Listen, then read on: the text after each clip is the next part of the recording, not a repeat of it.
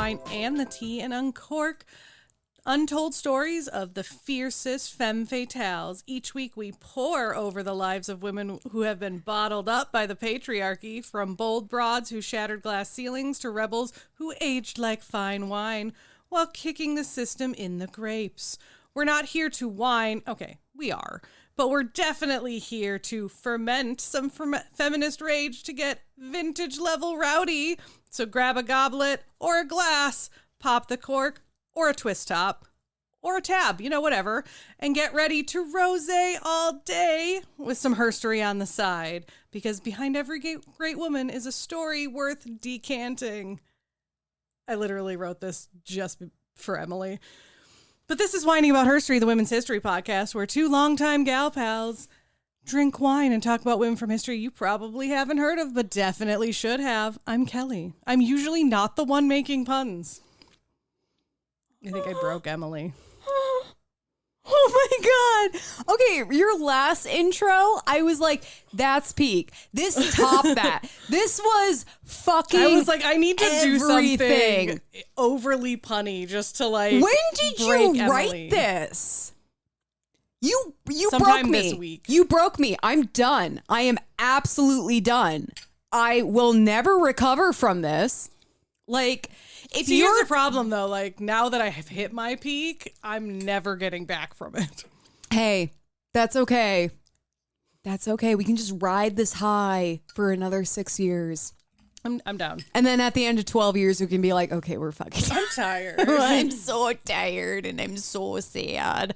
That was fucking amazing. Yeah, it took me a long time to find some of those. I really think that we should redo the promo that we send to other podcasts and have it be copy like that, and then just intersperse Other different things. like clips from our episodes. That'd be good. That yeah. is, oh my fucking God. Also, I'm Emily. Did I even say that? I don't know. I'm just. We said your name in there somewhere. I'm just so thoroughly shook. Mm-hmm. Yeah, because I'm usually not the punny one. Not That intentional. was Sigma. I was volunteering with kids recently, and like they're school age, and we were talking the about slang these days. I'm like, this is how people felt when our generation was using chat speak, except I was so like anti-establishment that I was like, I will not use chat speak. I won't say totes my goats. I won't like do any of that. We said So, it like, in jest, but like, and then it became real. I was never one that was like, oh, TTY. Like I would say it in a text. Yeah. But I never said it in real life because I'm like, why? I didn't even do it in text, like especially chatting on AIM. I was like, no, because TTYL I never did, but like, then I'm gonna get lazy. like I BRB, did BRB, and LOL. I did. But yeah, I never did it in real In life. games, you always say bio when you have to go to the bathroom. So like, I used that one. But like, I was volunteering with some kids, and we were talking about like different slang and things, and they were educating us on it. And fortunately, Q is 11 years old and educates me on things. So like, I picked her up for a doctor's appointment one day, and she looks at me like the outfit I'm wearing. She goes, "That outfit ate and left no crumbs." And I'm like, I haven't heard that one. You're like, she's that like, sounds like a good thing. It is. Yeah. It's like letting someone cook is good. If you are cooked, that's bad. But like if someone's doing something, let them cook. Let them cook. Just like it's like let them do their thing. Yeah. Yeah, exactly. Something eating is good. Like that outfit eats or that outfit ate is good. And then to leave no crumbs is like super good. There's Sigma, baddie. Like, I mean, baddie's been around for a while. It has, but it's definitely used more frequently in a bit of a different way. Yeah. You know, it's like there's a lot of older slang that gets retooled. Reused and retooled. Oh, we talked about Ohio last week. Mm-hmm. Skibbity toilet. Like, that is one I will never understand. I don't totally.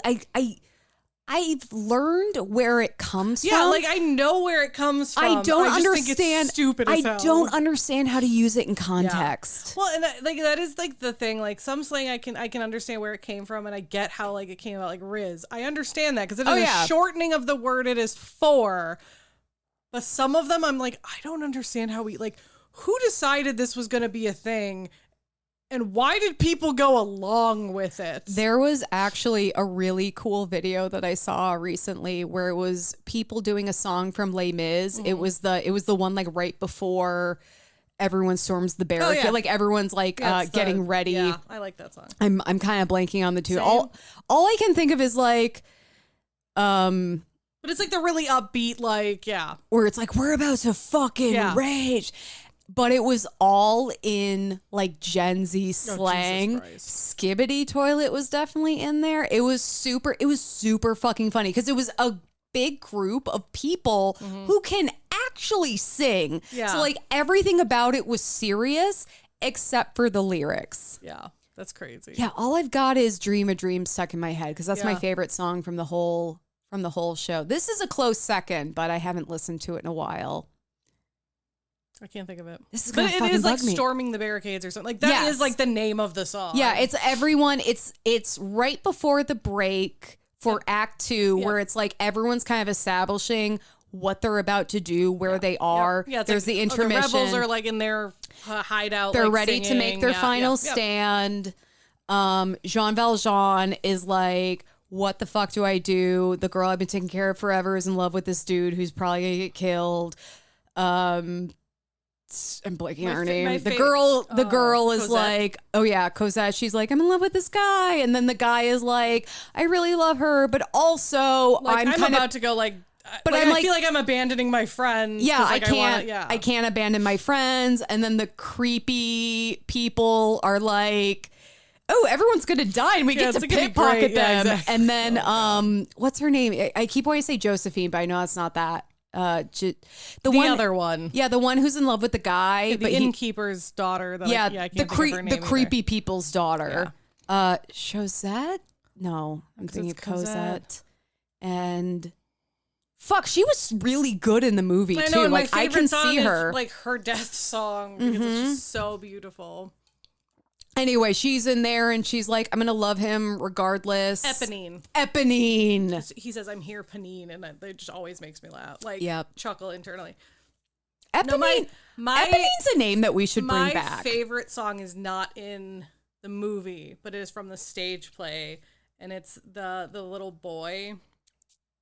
Oh Javert? No. What is his name? Javert's the cop. The little boy gets killed, but I don't remember his name. No, but he has like a song. Like, oh shit, he has a song or like part of a song in the original Broadway play where he like sings about like, this is where I live, this is where I sleep on the street, and it's so cute. And the fact that he dies later is very sad. Well, because he's a little kid who's living a fucking shit life, and he sees these adults who are emulating all the values that he cherishes, like bravery and justice, and he's like, I'm right here with you, but at the end of the day, he's a 7-year-old who gets killed in the streets. Gavroche, that's his name. I won't say we should watch the movie again because we did see the Hugh Jackman, Russell Crowe. Not bad. You know what bums me out is very different. You know what bums me out is that like Russell Crowe is not a bad singer. I looked him up on Spotify and like for the kind role, he's not great. For the music that he typically sings, he's great. Yeah. For this like operatic Broadway musical talk sing shit, I will say he did better than I would have done. Oh yeah. But I'm like, you're doing this multi-million-dollar movie and you couldn't have found someone who could like carry that better. Right. It almost would have been better to hire someone who's a singer and their acting is decent, but like, yeah, for what this is.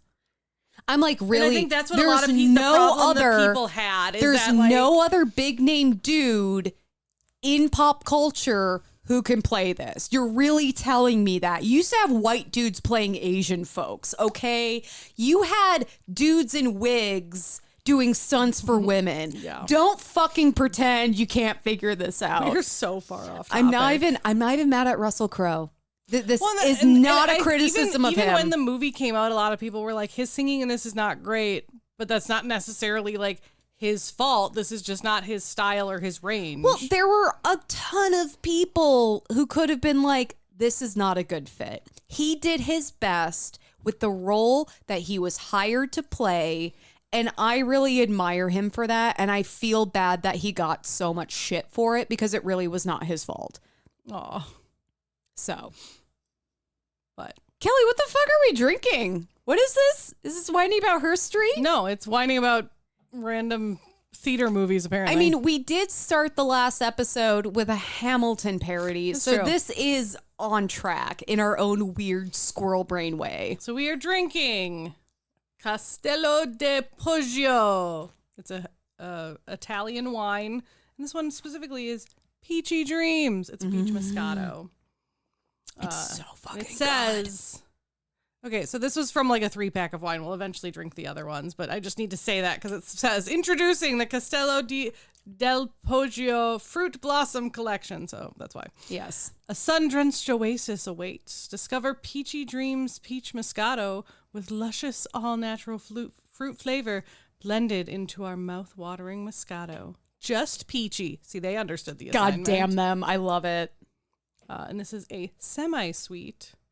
It's gluten-free and vegan-friendly. Ooh. And according to the Surgeon General, women should not drink alcoholic beverages while pregnant. Enter, parentheses, while pregnant. Yeah, right. Delightful wine, specialty with all natural fruit flavor. It was in a slush. It melted. It still tastes like this is so good. Like I want to go back and buy another 3-pack just for the peach. So the next time Egg takes me to Costco, because he's the one with the membership. So like, you know, like women of old were dependent on men for financial status. I'm dependent on a man for a Costco membership. Yeah, here's valid. the thing. Could I have my own Costco card? Fuck yes. Could I jump on your Costco card? Yeah. Yes. But Do you I need won't. to? No. But I won't. I don't need to.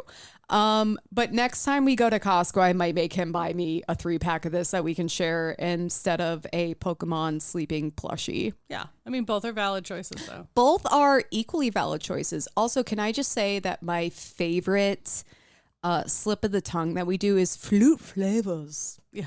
Because fruit flavors is like Hard. it's really hard to say. It's really hard to say when you're drunk.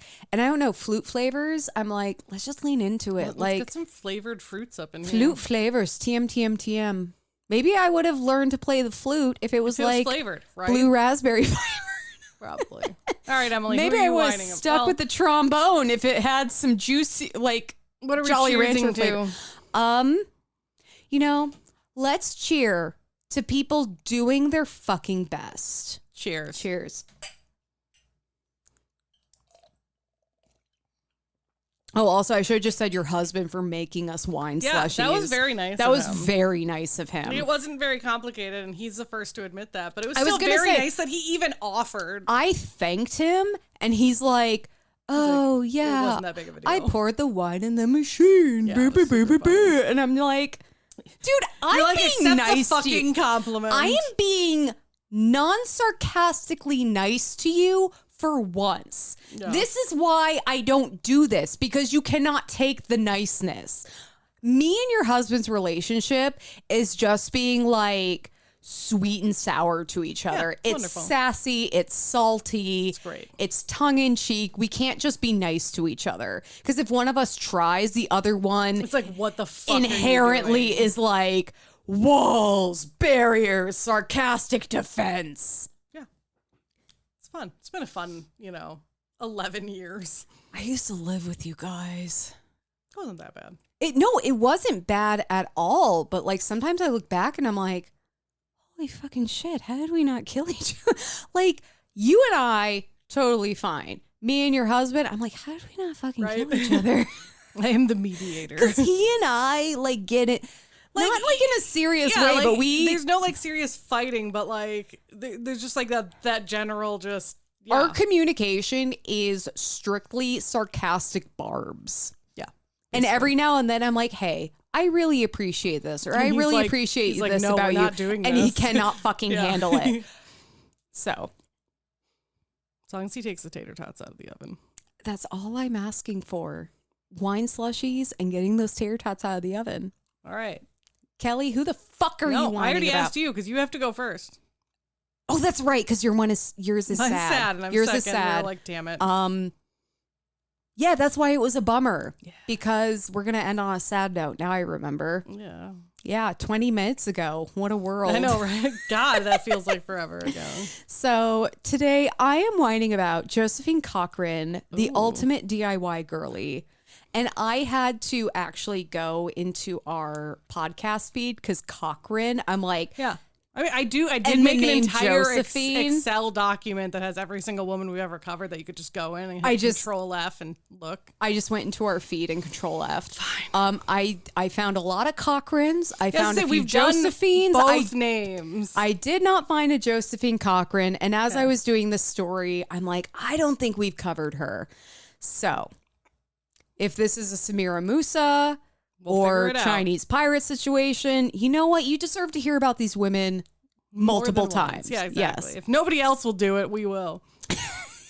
And that's a fucking threat. In the 1950s, it was like the whole decade was characterized by the nuclear family and advanced kitchen gadgets that made the pearl-clutching, heel-wearing housewife's job a little easier and gave her more time to prepare her husband's martini for when he got home to work. And dinner, of course. And dinner hot on the table. Oh my God. Do you remember those old like Disney cartoons where it's like all these robots with gloved hands, like basically doing the washing for you, but they're doing it in the old fashioned way with like the washing board, but it's a robot doing it. It's so weird. Yeah. Yeah. This is that era. Okay. Here's where we are in time. Toasters, refrigerators, washing machines. Refrigeradores. That's how you say it in Spanish. Refrigerators, washing machines, and electric ranges.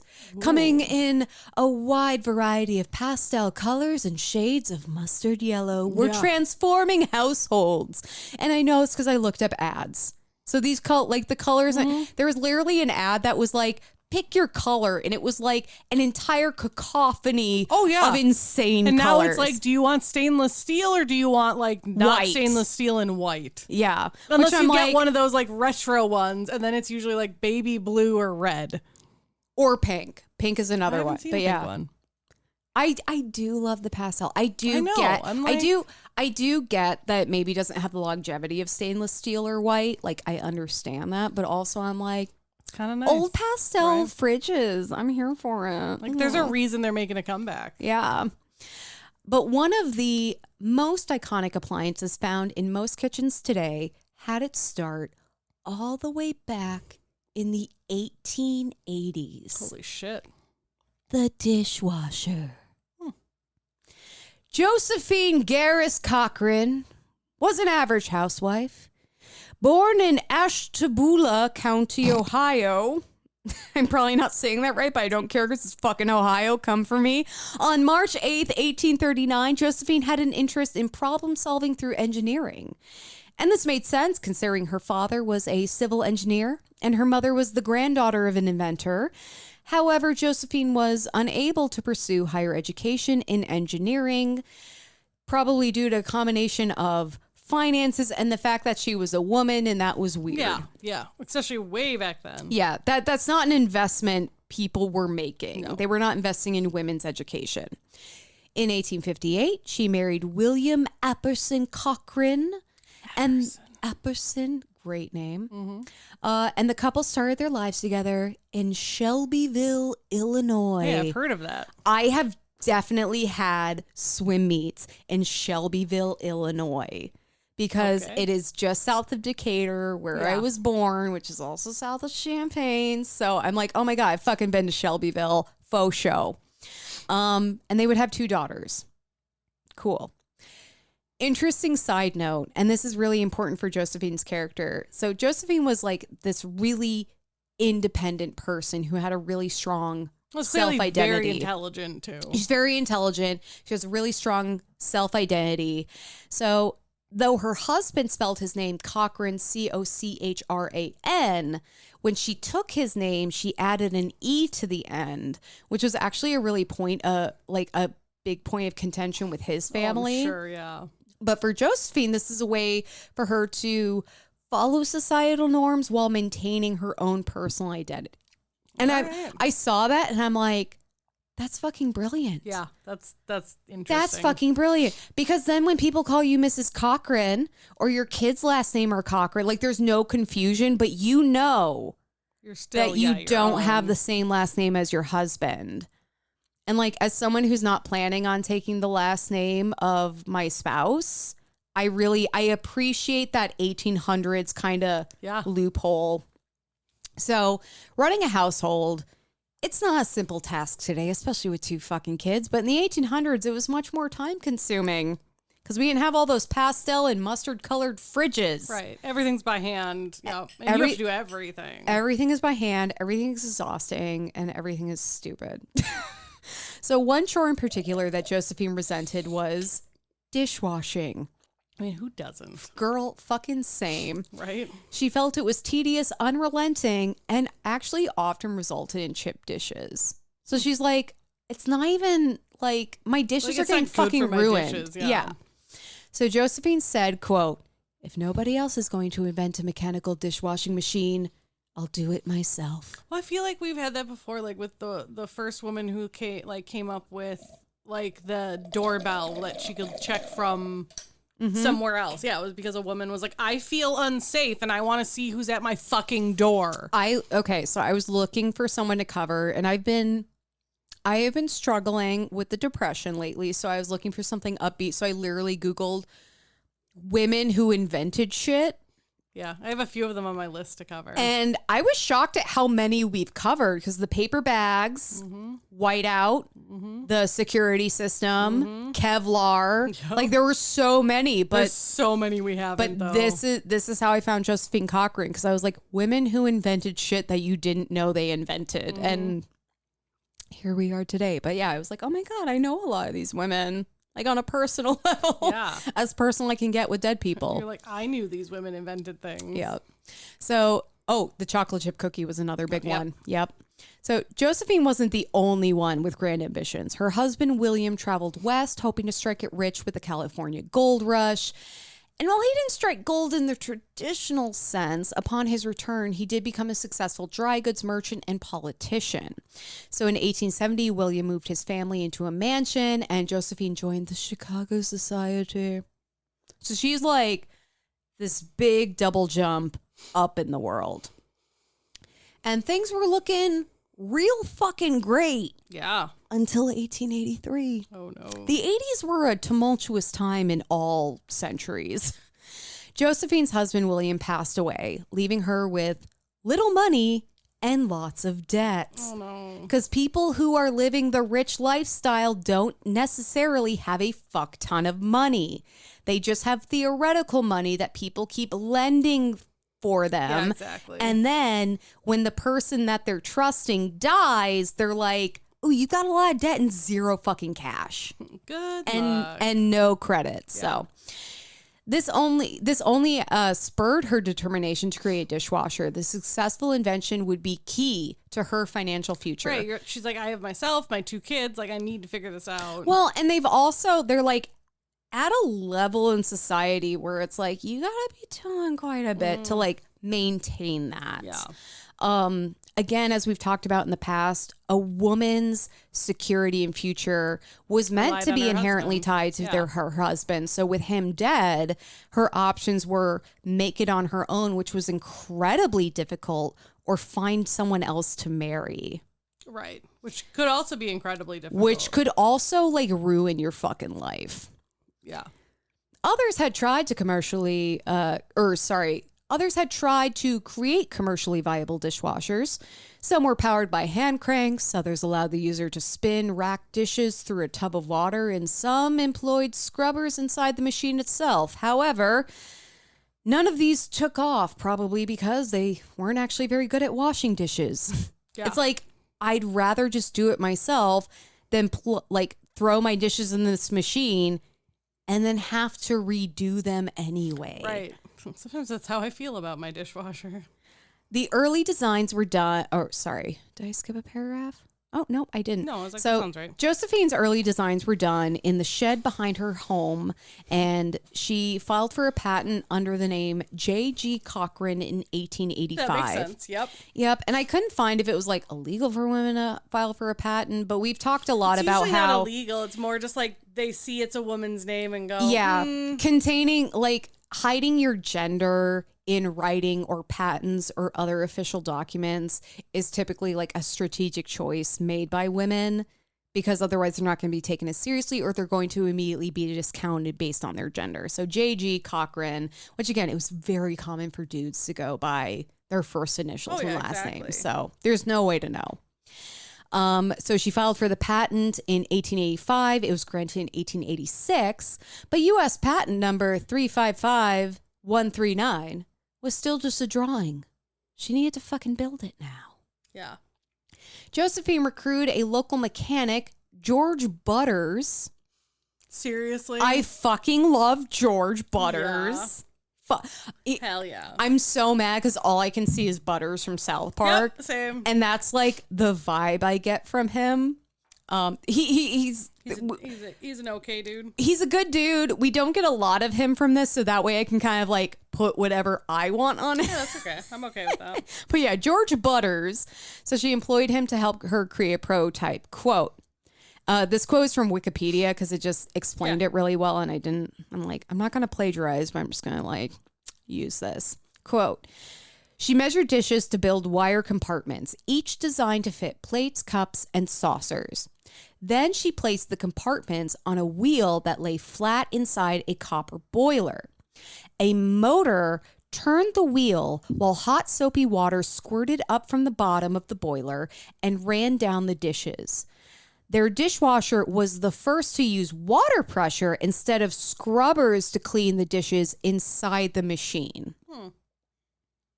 Which again, I feel like all those cartoons from the 1950s, it's like, no, it's a hand using an actual scrubber to like wash your dishes. Exactly. And it's like, in the 1800s, we were already past that. So Josephine reached out to manufacturing firms to produce and sell her new machine, but she really struggled to get them to listen to her. She said, quote, I couldn't get men to do the things I wanted in my way until they had tried and failed in their own. And that was costly for me because it's costing her time. It's costing her money. It's costing her frustration. Like She's like, no, I know how to make this happen. They're like, no. We need to fail on our own before we even attempt the way you're suggesting. That's so annoying. They knew I knew nothing academically about mechanics, and they insisted on having their own way with my invention until they convinced themselves my way was better, no matter how I had arrived at it. Yeah, it was kind of one of those, like, you have to let them arrive at it themselves, or like make them think it was their idea in order to get something done, which is super fucking annoying. Like, it's so fucking relatable. I think we've all been in that position where we're like, no, that's not going to work. I've already tried it. And then a guy is like, well, let me try it this way. Yeah, it's like, it doesn't work. And you're like, I already went through that. It didn't work. I'm asking you for help because none of that shit worked. And now I'm only coming to you because none of the normal shit worked. Yeah. Super fucking relatable. Very mansplaining. Do you ever see those videos of like women especially in STEM academics who are like spoken over by men or like spoken down to by men? Yeah, and then they're like, I fucking invented the thing. Like, fuck you. Yeah. So instead of fighting with a bunch of stubborn dudes, Josephine started the Garris Cochran dishwashing company to produce and market her invention on her own with her OG partner, our buddy George Butters, as the foreman. Nice. Go Butters. Go Butters. Uh-huh. Now I really want a toast. Ooh, I really want an English muffin with butter on it. That shit's so good. I don't have any English muffins. That's okay. We have tater tots coming. I can smell them. We have tater tots coming and it's so beautiful. But even a great product is nothing without good marketing. Though Josephine's original goal was to alleviate the burden of housewives, she knew to get there, she had to prove the commercial benefit of her dishwasher first. She marketed and sold sold first to hotels, restaurants, hospitals, and other businesses with this early model capable of washing. I said watching, Jesus Christ. 240 dishes. Holy shit. In 2 minutes. Holy shit. My dishwasher takes like an hour and a half. We're in the like year 2025 of our Lord Ruby Rubin, and I'm like, Jesus fucking Christ, are you serious? Are you fucking serious? And we'll talk a little bit about the capabilities of industrial dishwashers versus domestic, like in-home dishwashers. So that might kind of explain that. If this is for commercial use, the water heater capability is different, so that explains it. But I'm still like, Jesus fucking Christ, I don't even own 100 dishes. Yeah, that's insane. Jesus. So in 1890, Josephine moved to Chicago and showcased her invention at the World Columbian Exposition in 1893. Hell yeah. Fun historical side note, because I'm a true crime girly at heart. The hotel I stayed at last time I was in Chicago was actually built in anticipation for the World's Fair. And a lady during World War II threw her 2 children out of the window and jumped also. And why are you bringing this up? And oh my God, why am I blanking on his name? Scarface. Who's that mobster? Scarface? I keep wanting to say Alfred Hitchcock, and I know it's not right. He did the St. Valentine's Day Massacre. Oh, Kelly, I know you know this. I know we both know this. I literally went and saw the wall. Al Capone. He stayed there a lot. And actually, Egg and I went to get a drink in the bar, and he had like a sticker of Al Capone. Like the bartender has a sticker of Al Capone behind the bar. I was like, oh, hey, I really like your sticker. He's like, he used to come here all the time. And the way he said it was like he personally served Al Capone. Like, oh yeah, no, I knew Al Capone. It was amazing. Yeah. So the Congress Hotel where I stayed was actually erected in anticipation for the World's Fair in Chicago. Yes, as you mentioned. And this was the same World's Fair during which serial killer H.H. Holmes operated his infamous murder castle. I was like, yep. Chicago was fucking going off in 1893. Not necessarily a good way. Which was just a year after Lizzie Borden allegedly murdered her parents. The 1890s are my like really weird landmark in time. Yeah, we talked about It's uncomfortable. It's a bad thing.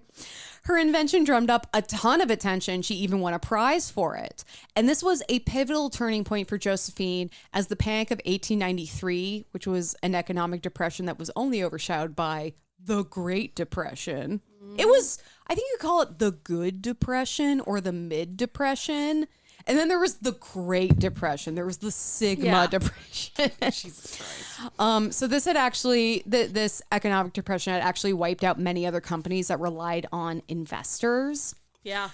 Because they lost their money. The investors lost their money and they couldn't give it to these companies anymore. So the companies just totally folded. But because Josephine ran her own company, she was a lot more self-reliant.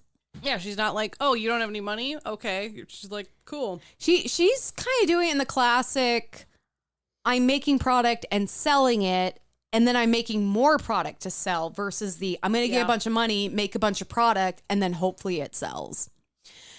So the World's Fair proved to be an excellent marketing opportunity as businesses jumped on the cost and labor saving benefits of the dishwasher. I mean, like, think of a hotel, think of a hospital, think of even a college. How many fucking dishes those folks have to you wash? Don't even need to you don't need to hire a dishwasher. Then you just make it part of someone's job to load and unload the dishwasher. You load it, you push a button, and then you unload it. Yeah. Like, people were literally washing hundreds and hundreds of dishes a day by hand. That sounds so awful. Dude, I don't even like doing my own fucking dishes, and I made them, let alone other people's dishes. I'm like, Jesus.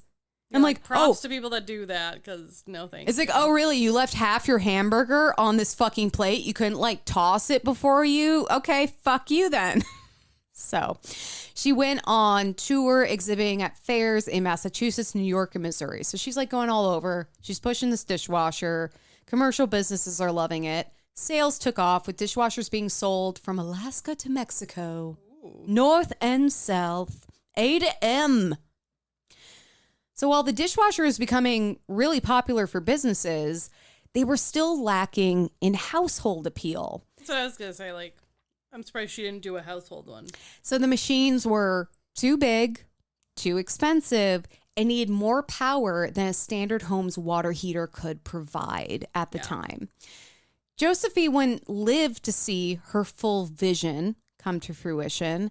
She died of a stroke on August 3rd, 1913, at 74 years old in Chicago, Illinois. Wow. She's buried in Glenwood Cemetery in Shelbyville, Illinois, where I have been for Bringing swim it back meets. to Shelbyville, yeah. Let me make this story all about me and my experience. So the company that she started didn't die with her. The Garris Cochran Manufacturing Company continued until it was bought by KitchenAid in 1926. Holy shit. We all recognize the name KitchenAid. It's a big deal. There was a little, like, it was bought by another company and then KitchenAid bought it. It was like a weird corporate thing and I didn't really give a shit, but KitchenAid acquired the company. Yeah. It wouldn't be until 1949 that KitchenAid introduced the first in-home dishwasher based on Josephine's original designs. Today, dishwashers, That's so cool. they're a standard appliance in most kitchens. Yeah. Not mine.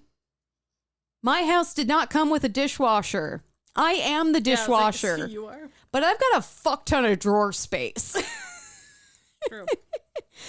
Josephine was inducted into the National Inventors Hall of Fame in 2006 and was featured on a Romanian stamp in 2013. Damn. Which at first I was like, that's kind of crazy. But I'm like, there's no way we don't have like Russian authors and philosophers on our fucking stamps in the United States.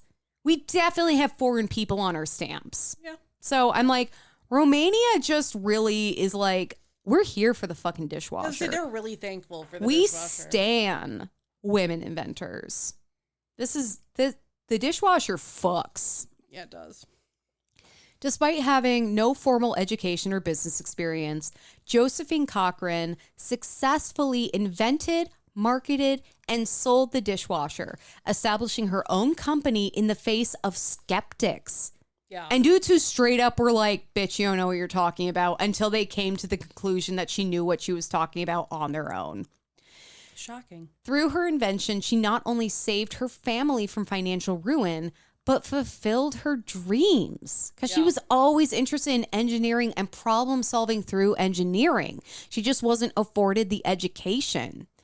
Nothing in her journey came easily. As she said, quote, "If I knew all I know today, when I began to put the dishwasher on the market, I never would have had the courage to start."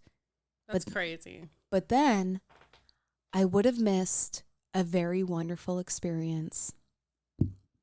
And that is the story of Josephine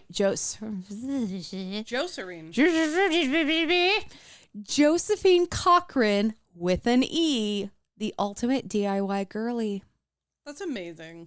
I thought that was such a fun story to do. I was looking for something kind of fun and light. Like, I'm really trying to stay away from Nazis right now because it feels way too close to home. And especially after going to DC, like everything there, I'm just like putting it in present day context. I'm just like, Jesus fucking Christ. Yeah. Also seeing like 11, 12, and 13-year-old boys walking around with MAGA hats outside the African American Museum for History and Culture. I'm like, you've got to be fucking kidding me right now. I needed something light and fun. Should we just end the episode here then? I mean, there's no Nazis in my story. Give me some fucking tater tots and we'll see what happens. Oh, shit. Oh, gosh. Oh, I knocked over an empty plastic bottle. I know. It's I fine. thought it was your wine glass I know. for a second. I was like, Jesus Christ. It's okay. My wine glass is empty, so it's totally fine. true. I can throw it against a wall. Please don't. It's still glass. I literally had someone at work. Okay, so like in my job, we sell homes at a more affordable price to income qualified buyers. I had someone, a home buyer, ask me if they punched a hole in the wall of their house and then decided to sell their home, if we could make them fix it. And I'm like, well, we legally cannot compel you to fix it, but I can almost guarantee that anyone buying your house, their offer will be contingent on you fixing the fist hole in your wall. He's like, what if I have like a psychological break and just punch a hole in my wall? And I'm like, and you buy some plaster could and you you just fucking please plaster not? over it. I would just really love it if you didn't. That would be great. It's funny because like I do orientation telling people about the program, and I used to not have really good examples for some of the extreme scenarios that like our program accounts for. And now I'm like, oh no, I literally had someone ask me about this, and now I have a great example. I don't think they're going to do that. I think they were coming up with like a hypothetical extreme scenario, but I'm just like, please just don't fucking punch a hole in your wall. Yeah, I think so. Even if your home's not like in an affordable housing program, just please don't punch a fucking hole in your wall. Right. It sucks. Like it punch sucks a pillow, to fix. punch something else. Don't do it. Get a punching bag, man.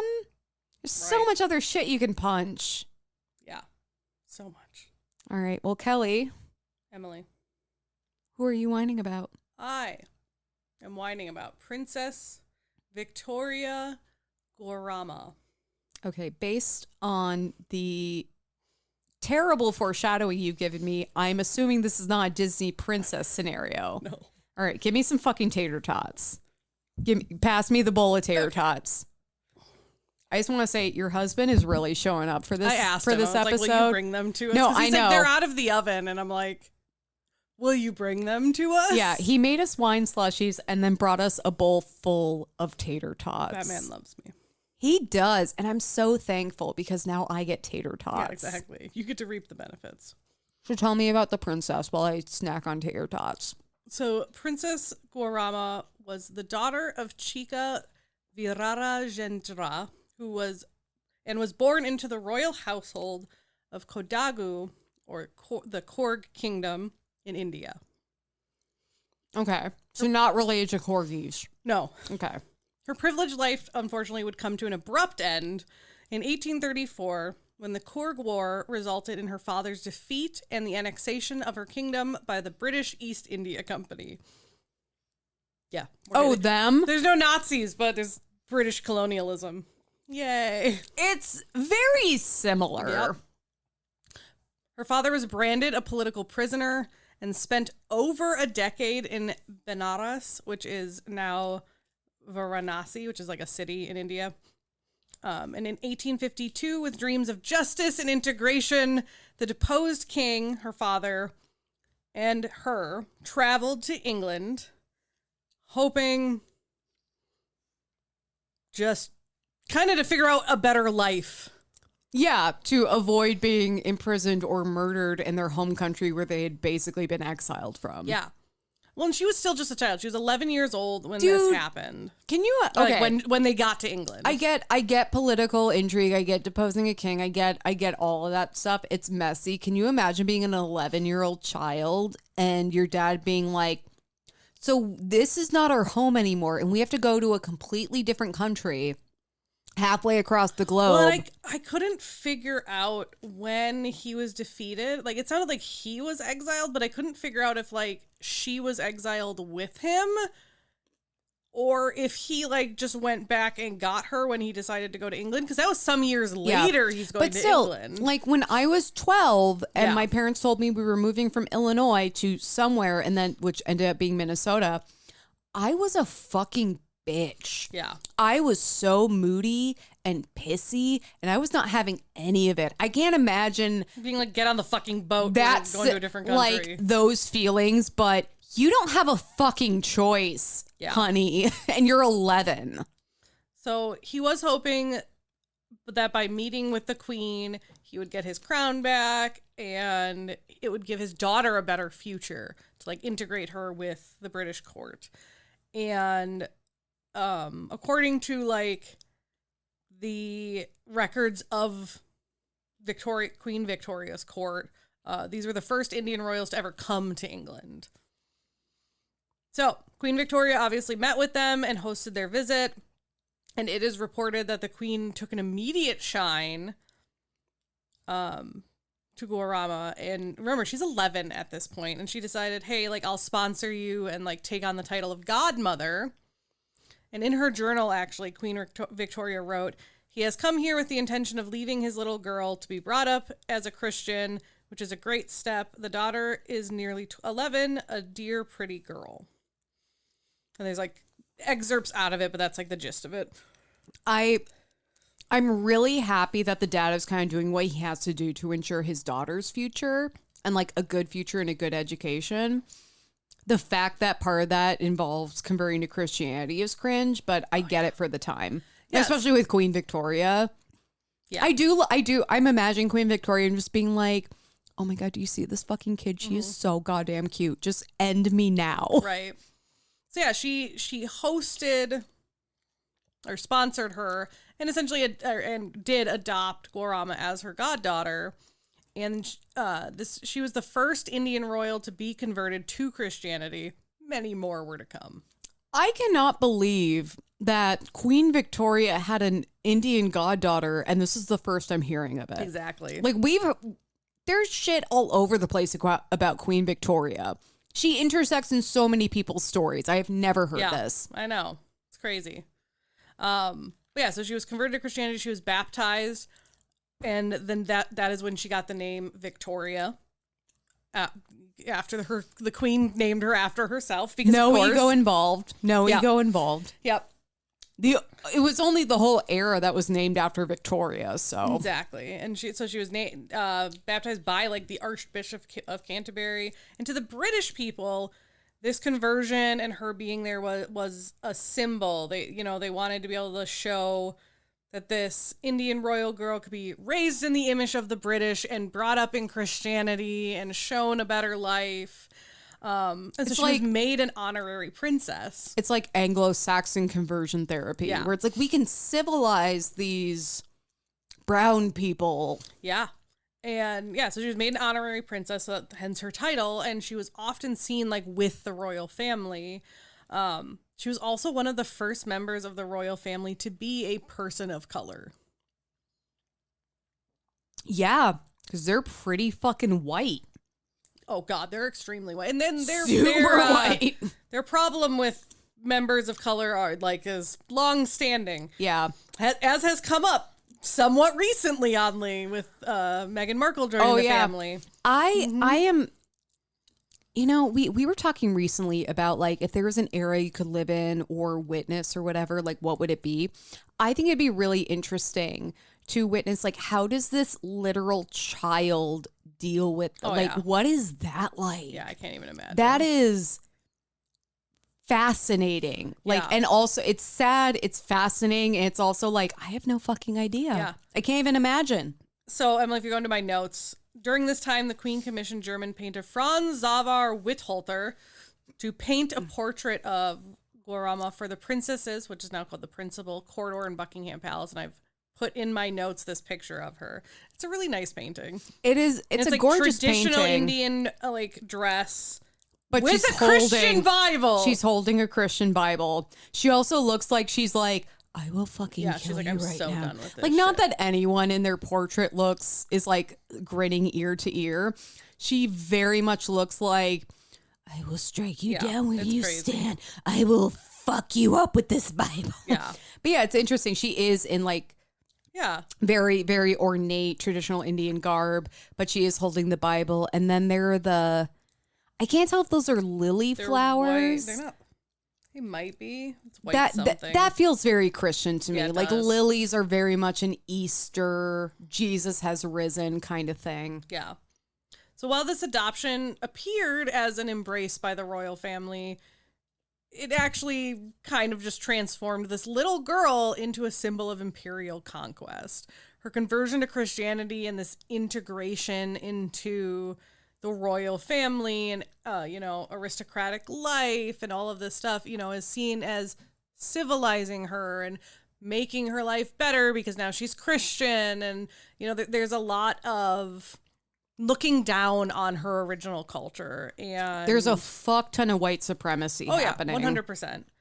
So not only is she baptized and made Christian and all of this stuff and given a new name, which I was not able to find what her birth first name was. Oh, so the name that you said was just her last name? That's what I assumed because they call her Victoria Guarama, but I guess maybe they just moved her original first name to the middle name. Yeah. But the fact that we don't even know what the name situation is a testament to that white supremacy and imperialism. So, yeah, not only did all that happen, but she was given English guardians and not really allowed to see her father or her other like family or anyone that came with them. And she was slowly made to basically forget where she came from. And by 17, she couldn't even speak her own language anymore. This is feeling very Indian boarding school, except super bougie. Yeah. So also, like this is a form of genocide.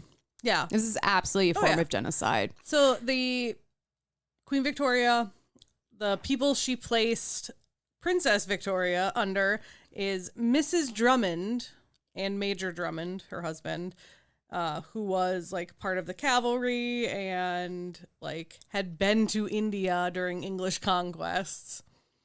And so that's who was like what, like that. Those were her guardians, foster family, and kind of ended up being her family. And there's actually like a record of Queen Victoria writing to Mrs. Drummond. And the quote is not to go and see her father without Mrs. Drummond. And the latter is to inform him that I will not allow Guarama to go anywhere without Mrs. D, but that he may go and see her. So like literally there's like notes being like, don't let her see her dad. You know, I feel really bad too, because I think her father was trying to do what was better, like good for her. Yeah, unfortunately, the option that was going to give her the most opportunities also involved like this ethnic cleansing. Mm-hmm. And that's not his fault. That just sucks. That's super sad. During this time, Queen Victoria's diaries do often refer to Guarama, and they refer to her as the poor little princess. Jesus. With hints of both affection, but also underlying racial condescension. Because she's like, I adopted a dog from the streets. Yeah, like that's basically like, don't get me wrong. I love this little thing, and I will feed it, and I will take care of it. But he's still a dog from the streets. But I definitely am superior. Yeah. Though celebrated in social circles, like Guarama did really well. She learned the manners, she learned the elegance, but never really found true acceptance. In 1858, Lena, or Lady Logan, who was like associated with the court, Queen Victoria asked her to find a suitor. Originally, Queen Victoria really wanted Guarama to be married to a young Maharaja of the Punjab who had also been removed from his throne, but was like around the same age. I think maybe even slightly younger. But his name was Duleep Singh, and he had come, kind of the same thing. Had come, like, been disposed of from his throne, had come to Britain, was now forcibly converted to Christianity, and they were like, this is a perfect way to, like, because then I think what it sounded like was Queen Victoria's plan was, we'll marry them, we'll send them back to India, and they're going to anglicize. They're going to spread Christianity. Yeah, but that was her plan. But they're going to have the sense of cred because they're brown. Yeah. Also, I just want to remind everyone, it was the British who deposed these children's parents. Yeah. Like, this was a problem that they created that then the parents had to try and cope with. Yep. They were not the saviors. They were literally the problem. Yeah. During this proposed courtship and meetings, they did become really good friends, but Duleep always saw Guarama more as like a little sister, and was just like, they both were kind of like, we're not just gonna get married because you tell us to, which is really good. And like he ended up marrying some like British lady.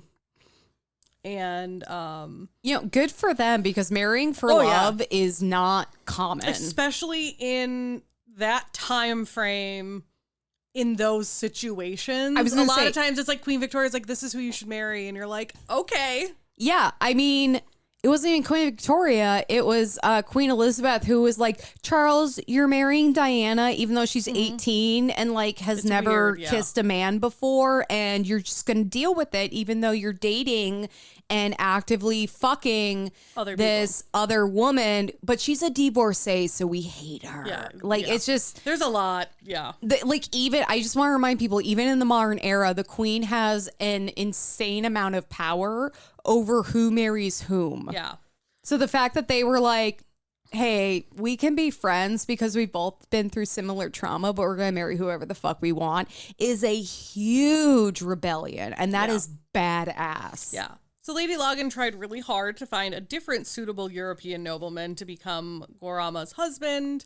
But Guarama would end up marrying a man named Lieutenant Colonel John Campbell, who was 30 years older than her. But that is the choice she made, not a choice that was forced upon her. I will say it was not a good choice. They would go on to have a daughter together. Okay, you know those people who say age is not a number? I'm sorry. Sometimes age is a number. Sometimes, age is in fact a number. And there are... And a maturity level. There are levels of appropriateness and inappropriateness, and I'm sorry. I'm in my 30s. The person could be your... easily be your child and it wouldn't be questionable. That is a stage too far. I was going to say, if I dated someone 30 years older than me, they could be my dad. That's exactly it. Yeah. And hey, maybe it's a transactional thing. As long as everyone's happy, like they're a sugar daddy. It was for him in this case. I'm a sugar baby, whatever you call it. Yeah. Okay. I'm not going to yuck on your yum. There are questions to be had. Okay. It's not inherently healthy. No. So they would go on to have a daughter together named Edith Victoria Guarama Campbell. And that's why I'm like, is it a last name? Is it a first? I don't know. I do love the name Edith. I'm going with Guarama for telling her story because Victoria was a name she didn't get to choose. Yes. And I appreciate that. So yeah, they had Edith. And unfortunately, what Guarama realized very quickly is Campbell was a massive gambler. And he took advantage of his wife's wealth and position and basically took her money, left her alone with her daughter, and ran. There's a reason he's like... how old is she when she marries him? 20.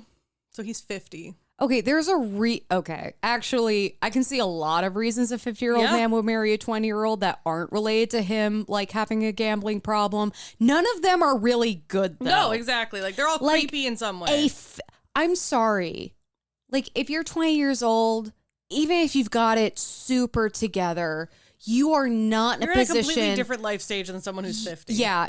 Please don't be dating a 50-year-old. It's a completely different life stage. It's a completely different situation. Yeah. They have so much power and control over you that you're not even going to realize until it's really bad. A 50-year-old marrying a 20-year-old, deeply problematic at best. Yeah. At best. So, unfortunately, by the time he left her alone... Guarama was really sick, often ill, coughing blood, and would die of tuberculosis. No! The fucking consumption! In 1864, she was 23 years old. Are you fucking kidding me? Her daughter Edith was 3. Shut up. She was buried in Brompton Cemetery, and there's a marble bust of her by Baron... Your printer just started making noise, and My printer's very angry. I've literally never heard your printer make any noise. I was like, what the fuck is going on right now? Is this the moment where AI takes control of the machines? Yeah, am I about to get pelted in the head with paper? I was gonna say, is the printer gonna shoot ink at us? You're always out of yellow. What ink do you have? Yeah, exactly. You never have cyan color. You can't print anything. There's a marble bust of her at the Osborne House on the Isle of Wight.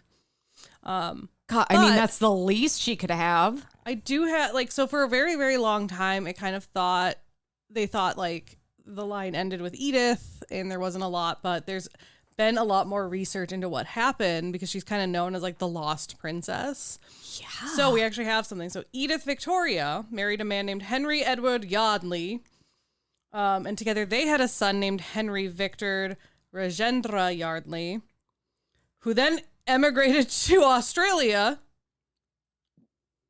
But he had some descendants before he passed away, including a great-granddaughter named Natasha, who has since been able to go back to visit where Guarama and like her family were originally from. Oh, shut up. So that's kind of cool. That's kind of the ultimate genealogical like treasure chest to like find out really you're connected to this distant princess and her story is incredible. I mean, really tragic. Yeah, and it's so short, and like there's not a ton of details or anything like that, and it really is just like it is this tragic tale of someone taken out of their country, hoping for a better life, but being treated as like a show pony, being victimized by the people that were supposed to be her salvation. Well, she only lived so she was like 11 when she left India. She was 12 years. She was Britain. 23 when she died. Yeah. That is insane. Well, and I think it just shows like the cost of like what that did.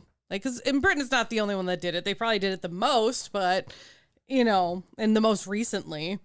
But like it shows the cost of like forcible assimilation, the illusion of how imperial acceptance into like, oh, you're part of the royal family now, but are you? You're honorarily white, but you're super not. And this is something we still see here that has like nothing to do with royalness, but like the racialized hierarchy that people have that is often masked by politeness. 100%.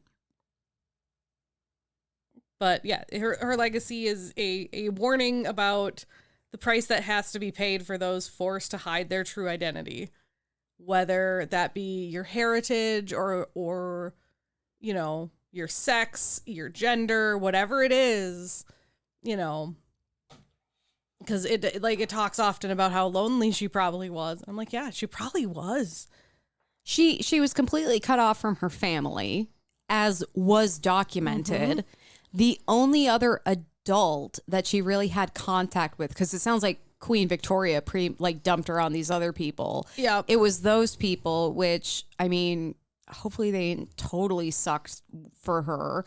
But she was married off to a 50-year-old man who had a gambling problem and abandoned her. It did sound like that was like her one choice. That was not like one arranged for her. Okay. But it was clear, like, it was clearly one of those, like, a choice made out of desperation. Exactly. I was like, she's 20 years old. She's in this awful situation. What do you think? She's getting paraded in front of all these men who aren't taking her hand. And she's just like, fine, this guy wants me. Fine, fuck it. How often do we hear stories about young women or teenagers who marry a toxic man because they're trying to escape their home life? Exactly. Well, don't have a shitty home life that they have to escape. That it's just... Wow. I didn't know about any of that. I did not know Queen Victoria had an Indian, kind of abducted goddaughter. Right. Wow. Yeah. And it just really shows like how deep that imperialism, that genocide, that white supremacy something runs. We haven't talked a ton about. Like that. Like we've skirted the like imperialism and the eras of imperialism, but I don't think we've ever had a story that's directly like, here is like direct horrible effects of imperialism. Well, you did talk about that woman in was it South Africa, where she was like the British Empire was taking over and she was treating people, Emily something. Yeah. And she has the wine named after her. Yeah. Yeah, that was pretty heavy on the imperialism. That's true. So specifically South African imperialism, which is kind of like a whole other level of awful. I don't even think we've gotten into apartheid very much on this podcast, I think that story. It was definitely a precursor on it, but yeah, like that was like almost. It was like the beginning of apartheid versus like here's all the awful after effects. Here's the prequel. Here's the prequel. I saw a movie recently called Sister Midnight. It's an Indian film. It's very feminist. It's really good. It does have subtitles, but there's not a ton of dialogue, so it's not super important. I really recommend everyone watch it. It's really good. It has this midpoint twist where you're like, what the fuck? But there are comments in the movie where the main character, she's this young woman, she's kind of sickly and she's pale. And repeatedly, people keep asking her what lightening cream she's using. Jesus Christ. Because whiteness and lighter skin is the standard of beauty. And I was like, this movie is not taking place in the 1800s. It's taking place in modern day India. Like, it kind of blew my I was like, is that a thing that everyone's still dealing with? In some places. And I mean, I have read articles about people like in Southeast Asia, where they're trying to make their skin lighter with different creams and stuff. And I think because that is like in the United States, women want to be tan. Yeah. It's the total opposite. So I'm like, well, I guess it's just the same as tanning cream, but it's the opposite. But at least like tanning cream, it dyes your skin. Whitening bleaches you. Like, that's not safe. Yeah, no way that's safe. That can't be safe.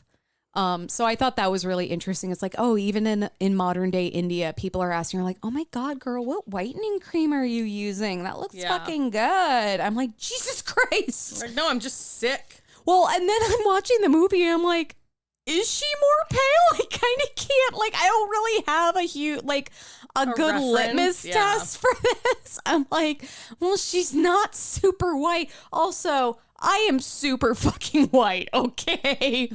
I am translucent. But yeah, no, it's still like those effects of imperialism are still very present today. And actually, even in this portrait where she's painted, she looks white. Oh, yeah. She looks like maybe she has like an olive complexion. She looks very light skinned. Yeah. And I wonder if that was an accurate representation at all. Like, I really feel like, and I know portraits, like 90% of it is kind of like the artist's interpretation. Like, they paint your face and then they fill in everything else. We do not actually know what this girl looked like. No. We know the idealized version of her. We know what they wanted her to look like. That there are photos of her, like when she's a little bit older, but they're black and white. Yeah. Like, you can't really tell. And maybe she had a lighter complexion, but I would bet money that this portrait is highly westernized. Whitewashed, westernized. Yes, 100%. Even just her holding the fucking Bible. And then actually, it's interesting because at the bottom of the painting, there's like a little Buddhist statue. Yeah. But it's under this green and gold fabric that the lilies are lying on top of. It's weird. And I really feel like that's like, it's an intentional. She has this heritage of, India, maybe Buddhism or Hinduism, but Christianity has come out on top. Because green and gold, I know isn't that very Easter colors?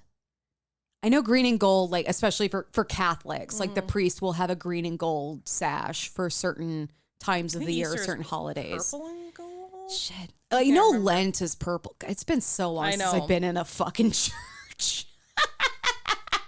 I used to know all this stuff. I used to know all of this stuff. Oh my God. Doesn't really matter. I mean, it does, but not really. Yeah. Oh my God. Oh, okay. Oh wait, no, I mistyped that. How dare you? Sorry, if I'm gonna pretend to be a bad Catholic, I at least need to kind of know what the fuck I'm talking about. See, that's how I know I'm a bad Catholic. So I'm just like, whatever. Green represents hope, like the hope we feel when we see the first buds in spring, and is thus fitting that green is the liturgical color that marks this season. So it can be around Easter. Yeah. So that's why I'm thinking that. Okay. Also, I'm just going to say, I don't think knowing the specifics of like what colors priests wear when makes me a good Catholic. No. I think not being a fucking asshole is what's supposed to make me a good Catholic.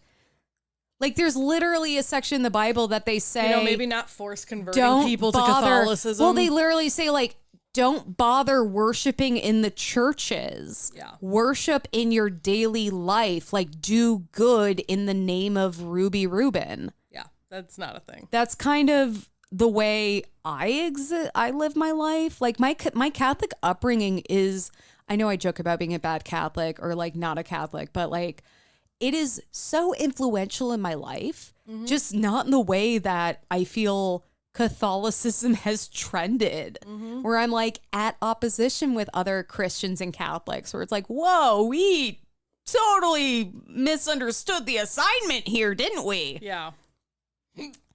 Well, speaking of Christianity and Catholicism, should we read? Would you like to do the honors? I 'Cause would did love the last to. one. Yeah, I would love to. I know we skipped a week. We were brave by not doing it. Yep, Now we're going to be brave by doing it again. All right. Is your heart is day 9? Does that sound about right? Is that where the bookmark was? 'Cause that's Yes. the next one. Okay, 'Cause we marked perfect. the one we read last time. Day 9, your heart. Ruby Rubin loves to love you. No, that's the one we already did. Oh, shit. You Okay. have to turn the page. That's what I said. I said wherever the bookmark is the one we did last week. Oh, sorry. I thought you meant that was the next one. Okay, sorry. Day 10, There we go. your feet. Hot. Oh, I Ruby know. Rubin is kinky. I know very much about this area because I used to pose for foot pictures. Yeah. I sort of love my feet. A weird way to start this. I'm invested. Oh my God. Okay. Unlike my sausage fingers, my toes are pretty well shaped. I love getting pedicures, and in fact, I've been pondering what color I'd like to use, and I'm seriously considering a bright yellow polish color. Actually, just painted my toenails, and they're this like pastel peach. Pretty. I literally did it so that I wouldn't be able to get up from the couch for a while, and I would Good. force myself to relax. And you came to my door to drop off some mail, and I was did. like, "I'm sorry, I couldn't get up. My nails are didn't care. drying." I've wanted it for a while, but my friends have peer pressured me away from it the last few times, encouraging other shades like various pinks. Who the fuck cares what you paint your toenails? Right, like, that is for you, honey. It's so fucking inconsequential. But I can't resist the urge for yellow anymore, and I'm choosing to view it as a brave color choice, okay? When I was a kid, I used to wear tennis shoes all the time. As a soccer player and a tomboy, I always picked them. Sorry, wine burp. Tennis shoes are a safe choice. They stay in place, unlike flip-flops, which can flip here or flop there. They're comfortable, unlike most high heels, and they last for quite a while. Actually, now that I'm thinking through, I still really love them. I do love a good tennis shoe. I keep reminding myself this summer that I have flip-flops that don't suck and I don't have to wear my hiking boots everywhere. flip-flops. I do like flip-flops. I keep forgetting to wear them because I'm so used to wearing my hiking boots. Like, I like sandals, but I'm not a fan of like something that doesn't have like the back strap. I don't know why. I get That's a me that. I thing. get that. I mean, it's a texture thing. It's a comfort thing. And you do you, girl. Good. Ruby Rubin loves you I regardless. know. Ruby Rubin loves your feet. Tennies allow us to do some amazing things with our feet, but one of the truest ways to glorify Ruby Rubin with your feet is to lead. I am not mature enough to be reading this right now. I know. You and me both. Lead people toward an abundant life and toward a real relationship with the real Ruby Rubin. Lead people away from sin and choices that cause pain. Didn't we cheers this episode to sin? That was the last episode. That was the last episode. That was the last episode. Okay. So thank God we didn't read this last week. That would have been really funny, a though. little too much. Lead people. Cheers to sin and then don't lead people to sin. Wait a minute. Lead people away from, well, here's the thing. I categorize sin as homophobia, racism, kidnapping people off the streets, and everything Trump stands for. That is not the sin we cheers to. We cheers to the sin that like people say are sins, but it's like, no, that's just people having a good time. We cheer to being gay, independent women who don't need no man. and drink wine. And we drink, which was like a sin for women for a while, which is insane because we were the original breweristas. Lead people away from sin and choices that cause pain. Valid. Lead people with the way you live. For many, leading anyone or anything is terrifying. You nailed it. I'm like, no one should follow me. Yeah. I'm a fucking mess. For others, it feels natural, like the absolute best. But no matter how you're wired, using your feet to lead people takes bravery. In the long run, you need to remember one thing.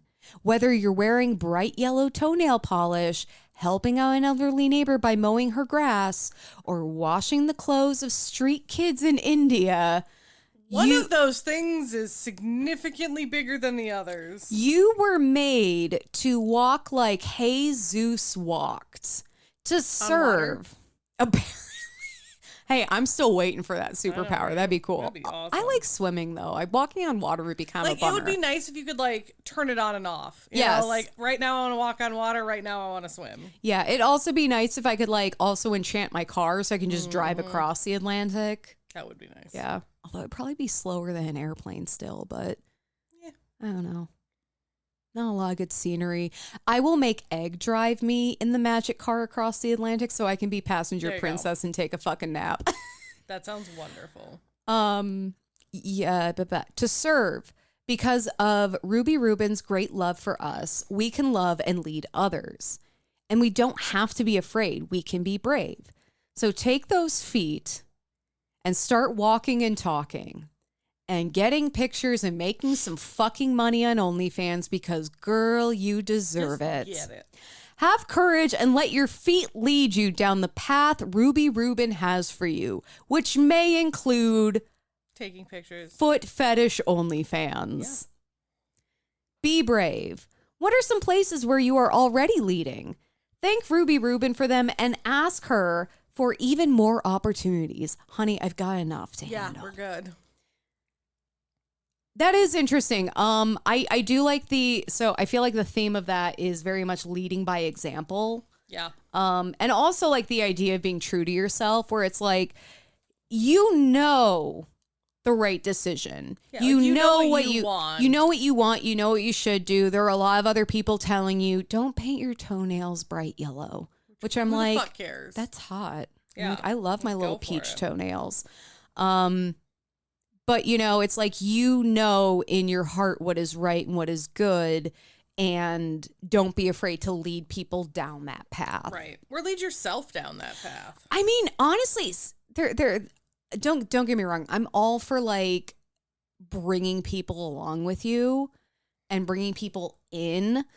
But sometimes all you can handle is getting yourself on the right path. Yeah. And that is just as important because you can't lead people down the right path if you're not heading that way already. Yeah. You can't be like, I'm going to go down this wrong path, but you guys should totally go down the other path. Just keep going. It's definitely your journey. It's definitely the right choice for you.